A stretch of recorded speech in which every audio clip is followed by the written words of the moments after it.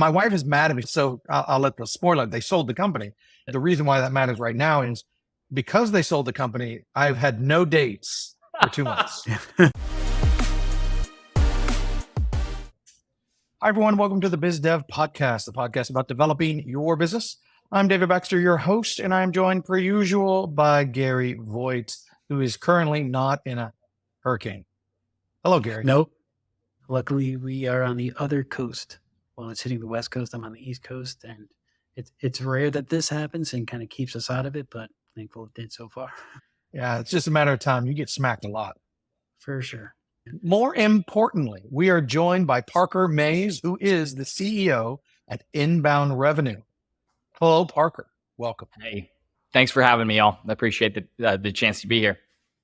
Yeah, so I know Parker because I was actually a client of one of his many startups, but I've known him off and on. I'm a mentor at the NC State Entrepreneurship Clinic and such. And so I met Parker and his partner through that.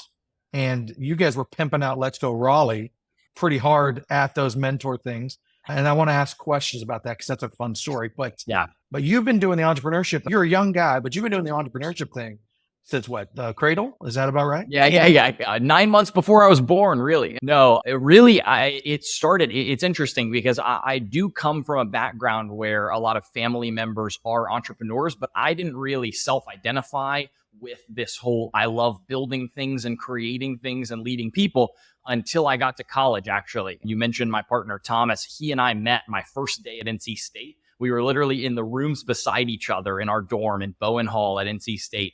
And the interesting thing was that he, at the time, already was running a company. And so I got to kind of be introduced to the world of entrepreneurship through him. Went down to Capital Club downtown, which is where their offices still are for 9 Miles Media, and just got to see the beginnings of something. And that experience really had me realize, wow, this whole idea of creating something from scratch or building something is what I really resonated with. And that was an experience that kind of started me on what has now been a 6-year journey of sales and now entrepreneurship.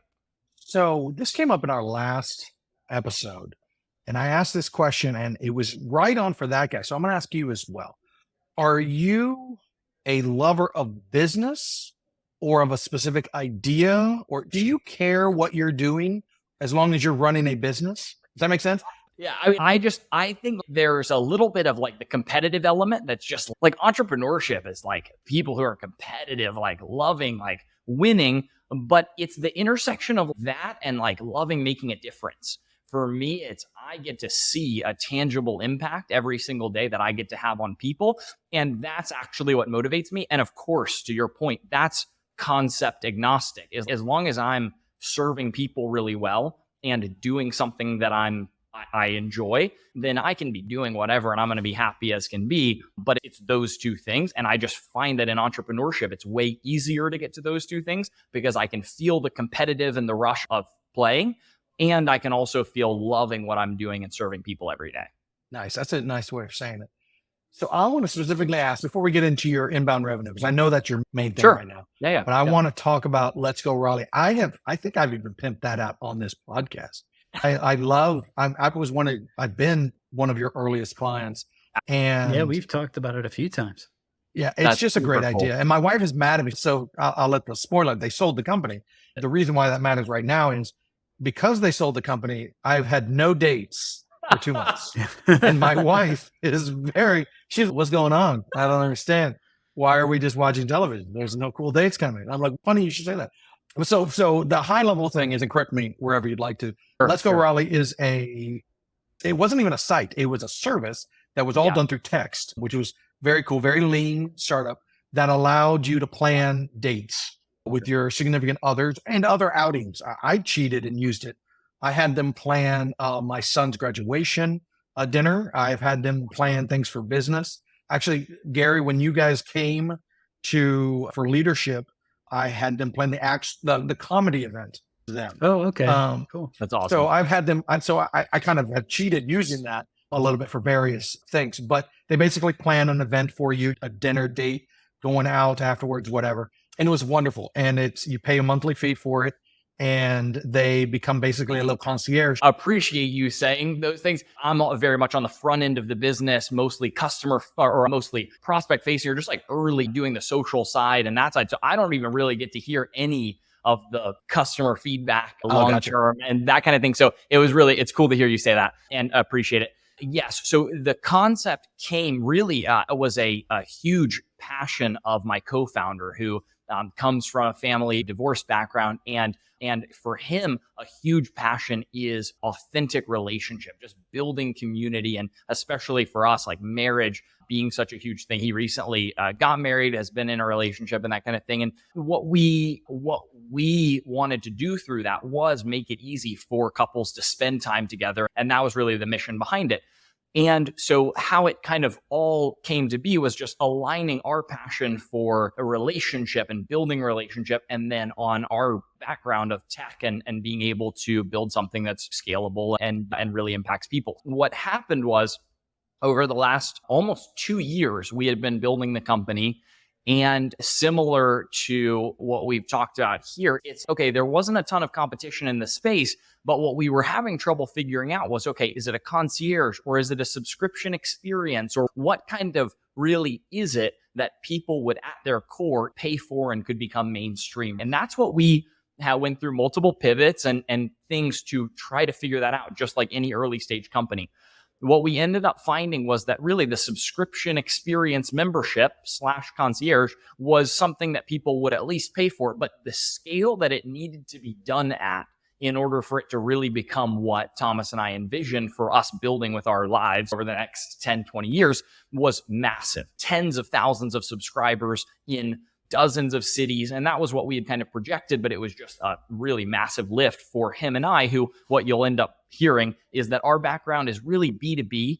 And so this B2C world of social and advertising and Facebook and everything just didn't get us fired up and out of bed every morning. And so the reason that we ended up transitioning it to new ownership is because he and I got to the point where we really said, hey, like for us, like B2B sales and tech systems fulfillment, we really, with our skills, would be better suited and better served in a different, more B2B focused industry.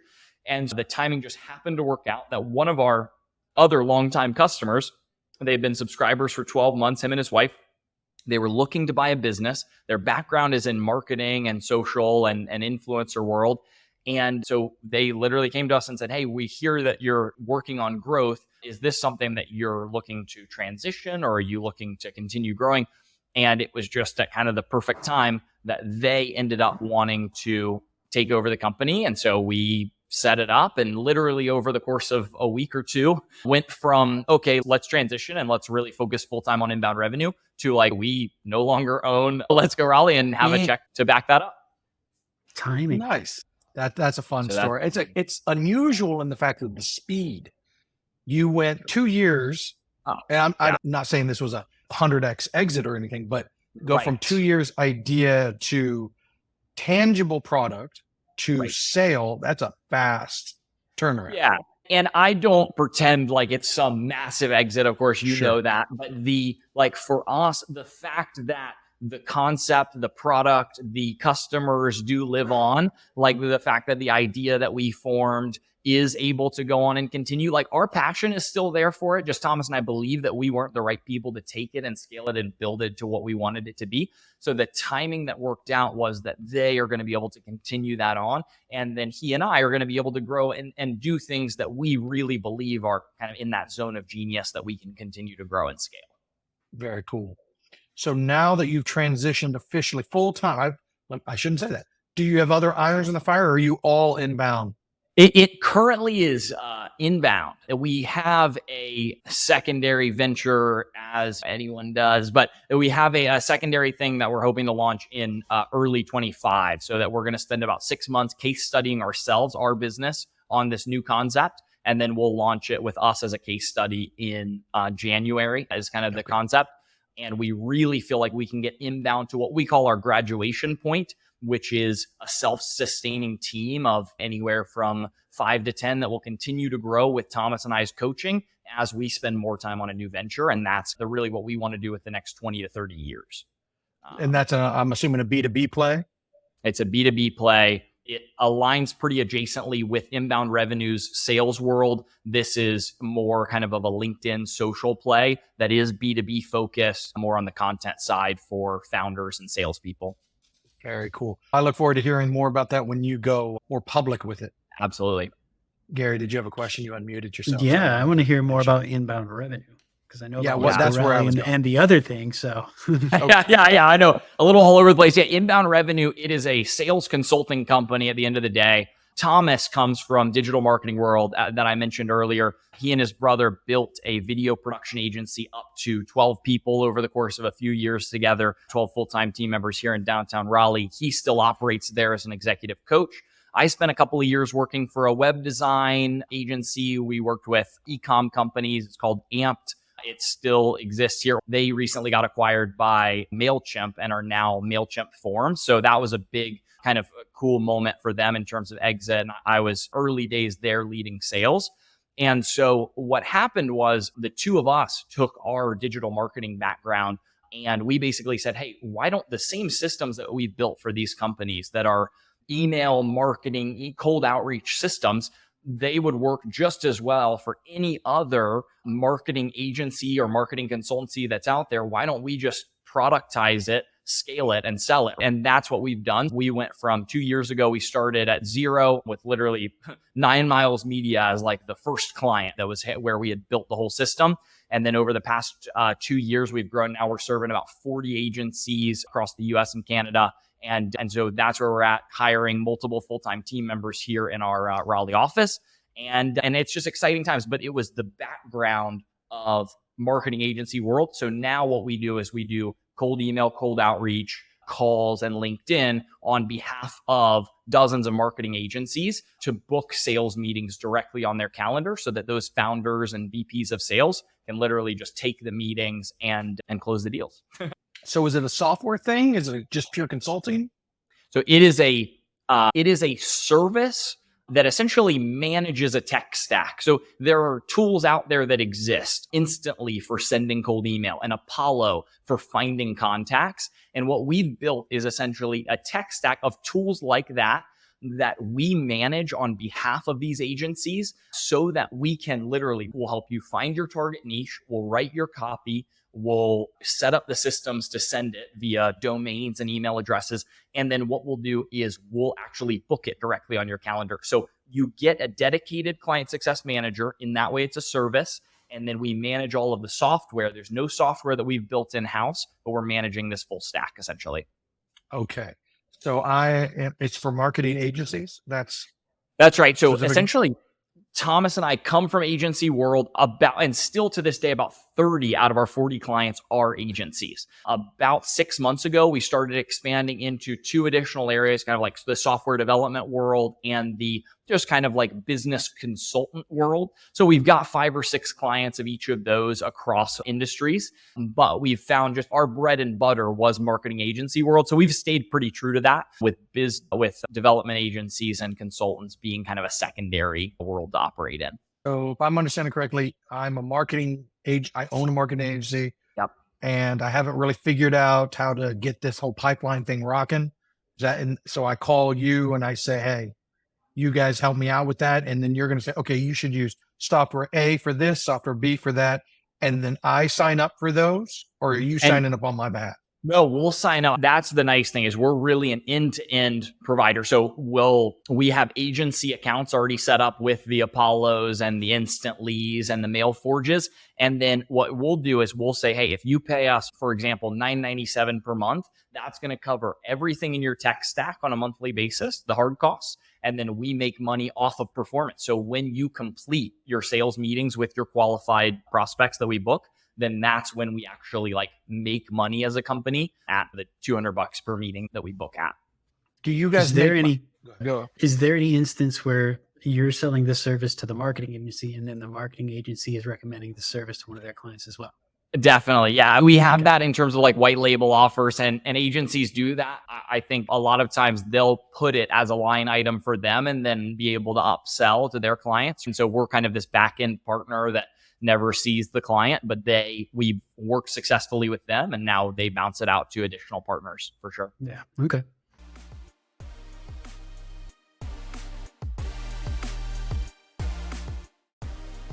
Big Pixel builds world-class custom software and amazing apps. Our team of pros puts passion into every one of our projects. Our design-infused development leans heavily on delivering a great experience for our clients and their clients. From startups to enterprises, we can help craft your ideas into real-world products that help your business do better business.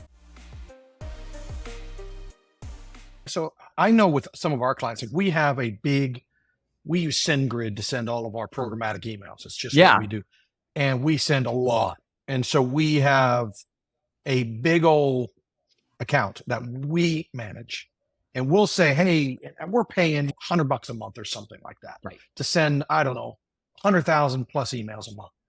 And we'll be like, hey, client A, if you send 20,000 emails or less a month, you can pay us $25, which is way cheaper than what you would pay if you had your own account with SendGrid. And we make we stack up enough of those. We're charging, let's say $400. I'm making that number up, and we're paying $200. We make $200. Are you guys making money in that way too through your accounts, your big boy accounts? Yeah. No, I mean, we do get bulk discounts, right? So like for us with Apollo, if versus a standard person's getting 10,000 credits, we're buying 1 million, then Apollo is giving us a discount, but we really factor that into the tech stack cost. So we're not like, it's not the juice of the squeeze of the $50 that we could get out of someone is not worth us. Not like really what we sell is, hey, we're only charging you on a monthly basis the hard costs of setting up the tech stack. And we like that because it aligns us with the marketing agency or the service-based B2B company that we're working with to say, hey, really, we're taking the risk too. If we don't perform, then we don't make money, and they get excited about that. And if I know that I can book 10 meetings at $200 a clip, I get way more excited about the $2,000 than the $50. And so I would much rather lean into, hey, you're only paying for the hard costs than make the $50. I would much rather them sign on and us do a lot of work together over the long term. That's what I get excited about. Now, here's a dumb question. But if my job is I own a marketing agency, right? It is supposed to be my job to bring in leads for my clients. Yes. So why do I need you to do that? I get that question a lot. And in fact, when I outreach to people, sometimes they'll say, hey, I own a marketing agency. I should be able to do this. And I do get that. A lot of the clients we work with, they aren't just lead gen agencies. For example, 9 Miles, a high ticket video production company, right? That's just what they do. They're really good at video. I've got another one, high ticket web design. They're really good at designing great websites. I've got another one. Even think of the like SEO PPC world. Yes, they should be good at PPC, but they work for e-com companies. Like they know PPC for e-com like the back of their hand. And PPC for e-com versus B2B PPC marketing agency is actually a lot different, right? So we acknowledge that, hey, you're a video production expert. Let us be the sales experts, bring you in clients that are looking for video rather than them trying to figure out a space that isn't their niche. And that's most of the time who we work with. So it's mostly, for lack of a better term, they have a deliverable that isn't marketing. Right. Or isn't. Yeah, it's marketing adjacent. Lead gen, right? As an example, right? It is an outreach, but it could be an added service. Exactly. But exactly, if they have some sort of manufacturing company that's looking for some sort of sales development need and brings us in, then that would be totally fair game. One of the things we like to ask about when it comes to entrepreneurs, and you're a serial entrepreneur. Okay, that first year we called it, it's not even the first year. We call it the slog, is the time in which you create an idea to the time anyone cares.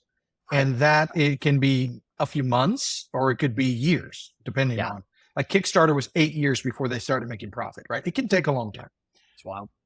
You're how far in inbound? How many? Technically, 2 years? 2 years. Yeah, we're like coming up on 2 years. But you kind of tell me if I'm wrong, but you remind me of the guy who bought a house for a little bit of money. And then 3 years later, you take the equity of that and you buy a bigger house and you're starting to go like this. And so Now you're 30 years old and you live in this massive house that people are like, how did you do it? Yeah. I get the feeling this is how you do business since they're all somewhat related, you're taking business one ends successfully or not, but you've got this network that you're now going to leverage for business B. Is that right? That's right. And it's two things, right? One, it's Thomas and I have just agreed that for the foreseeable future, he and I are building businesses together, right? There's the foundation of him and I as two really uniquely skilled individuals in two different things, with people, relationships, and on his side, systems, processes, and building really good ones. And so there's a little bit of that foundation. It only gets better every single time we start a new company, because he and I get better at the process of building businesses, right, together. And that's really exciting as one piece of it. The other piece of it is, yes, there's the knowledge, but there's also like this ecosystem that we create, right? Think about, so if Inbound Revenue is a sales consulting company and Thomas and I want to start 7 more B2B service-based, high growth, scalable companies, then what we're going to do is we're going to build other companies that can serve each other, and they're also going to be able to grow together. So think about this company concept, right? If we're doing a second company that's going to be video content, social media for B2B companies, founders, and salespeople, then how aligned is that industry, founders and salespeople, to what Inbound already does? This new company could be an upsell to existing Inbound customers. It could be a package with Inbound customers. It could be referrals back and forth. Like everything that we're going to build over the next 20 years is going to be an ecosystem that will build on top of each other. If we sold Inbound Revenue as a company, right? Okay, so we end up exiting Inbound Revenue and someone buys that. There's either an opportunity for each company internally to take the Inbound Revenue process, and every company now does its own lead gen, or we build something else down the road that does a new and improved way of building lead gen, right? So that's the concept, is it's actually building an ecosystem that grows itself by serving the companies serving each other over time. So I'm going to play devil's advocate for a second here. Sure, please. I was just listening to podcast Alex Hormozy podcast. I think I said his name right. I'm fascinated by that guy. Brilliant dude. Thomas and I are too. It's hard to take him seriously at first because he's just, the dude only wears a tank top to show off his muscles. And you're like, this guy's a business guru? What? And then you listen to him and he's, do you just have someone like feeding you like these niche-y like lines of business? Because they're just constant. But anyway. Yeah. In his recent podcast, he said the exact opposite of what you just said. Yeah. He said, if you run a consulting style business, like let's say Inbound's pretty close. Sure. But specifically me is what he's kind of more talking to.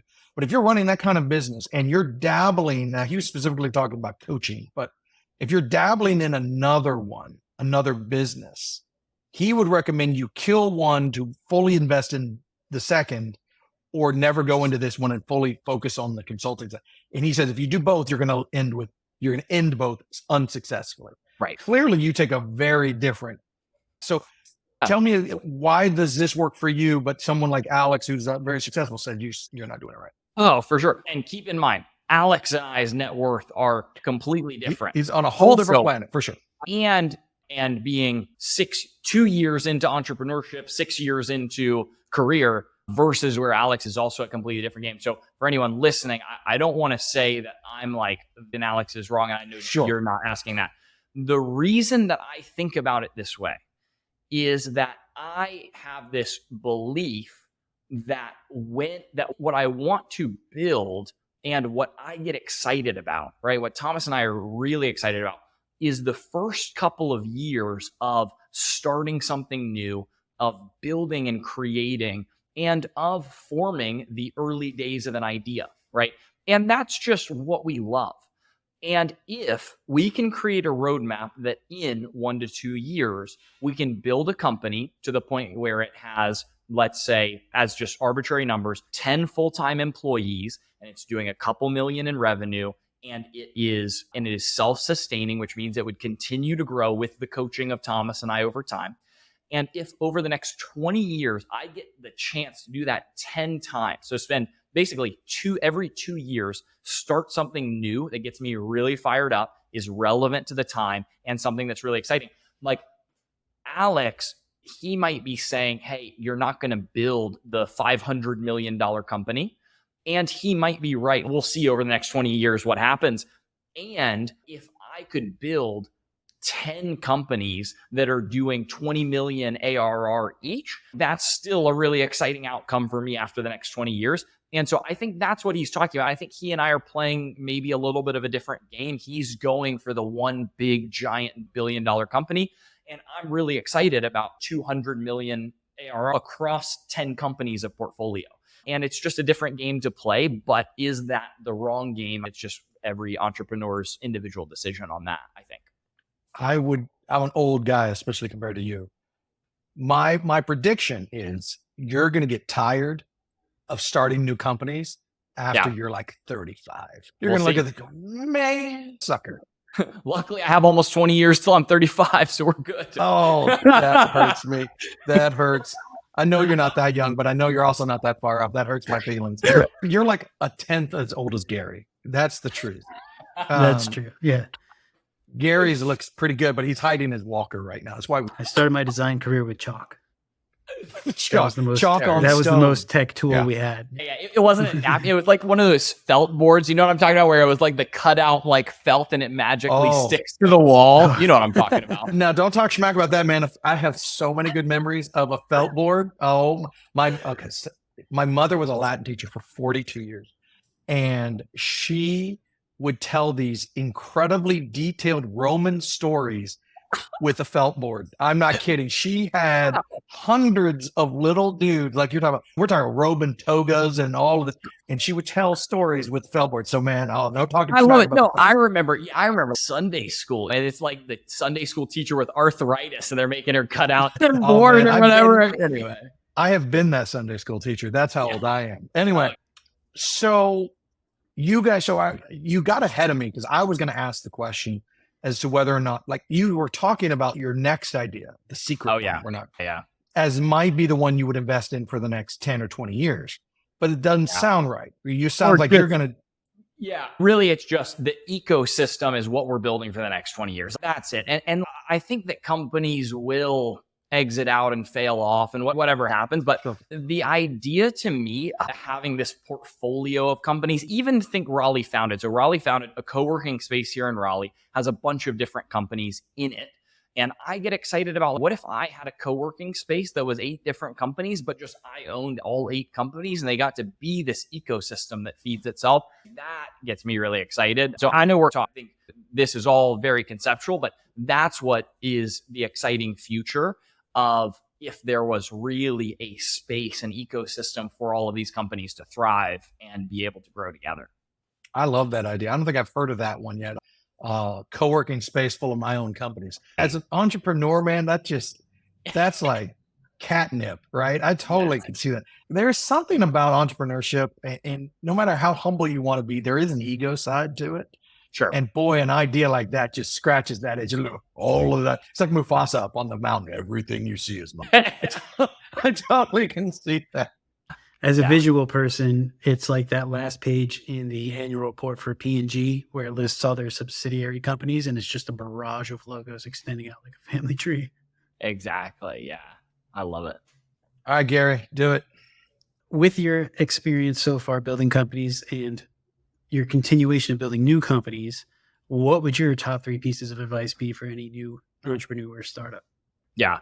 The first thing is related to co-founders. I think a lot of times I just see, especially in early stage founders, like this is a lot of times who I'm thinking about, is there's this world where a lot of people are like, oh, hustle and grind culture, I'm going to do it on my own. And for those people, I always encourage, hey, that my experience over the last few years has been having a co-founder has been one of the biggest blessings in my business.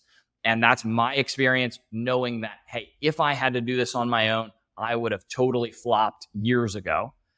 There's the other side of it, which is, okay, if you're looking for a co-founder, like having that conversation with a thinking of it literally like a marriage. You're going to date and you're going to have conversations and you're going to do all the things that person would do in order to get you over to the process of marriage. And so that's my first thing is early stage founders. It's building solo is a hard journey. Looking for a co-founder is an important process, and having those, like really thinking about it in that way, marriage. And then secondarily, the second thing that I think about is that for us as a business, like it was incredibly important to be like massively voice of the customer focused in terms of the feedback loop that we were having as we were initially starting inbound. So going from 0 to 10 clients, every single week, I was having conversations with those clients. Hey, what's working? What's not? Talk to me more. Like I was getting as much data as I could in those first 10 clients that now has propelled us, of course, a year later, right? We literally a year ago had 10 clients. This end of this year, we've got 40 clients. 6 months from now, our projection is wanting to hit 80 clients, right? And so we're really trying to increase that time, right? And that's a feedback loop, constantly talking to customers. Number 2. And then last thing is just like for us, this is like my co-founder and I as Christians as well. It's the way that we think about business is loving people and serving people first. I think especially as a sales company, people think, oh, what are they trying to get me to do? Or what are they trying to get? Like that for us is just the opposite of the way that we think about it, which is like sales as helping. And so I think in any area of business, whether you're in sales or just building anything, like for us, the key of thinking about loving people first and serving people first, and that leading everything that we do internally and externally has made a massive impact on the way that our customers think about us and the way that our team members think about growing the business with us. That's refreshing to hear. It's quite the opposite of the used car salesman stigma that a lot of salespeople get. Fair enough. I appreciate that because that's the exact picture that people get in their head when they think of sales. And for us, like everything inbound revenue is in terms of its DNA is about flipping that and really putting out the mindset into the world that sales is helping, asking the right questions, understanding what people need, and then being able to determine, hey, is what I'm doing actually a good fit to help them? Nice. Well, if anybody wants to learn more about you or your business, where can they reach out or where can they visit? Yeah, sure. I'm on LinkedIn. It's Parker Mays, Mays. And then if you're interested in checking out what we're building at Inbound Revenue, it's just inboundrevenue.co. But yeah, follow on LinkedIn. We're about to start posting social content, and that's case studying our new business to come. Oh man, right. I'm gonna keep watch.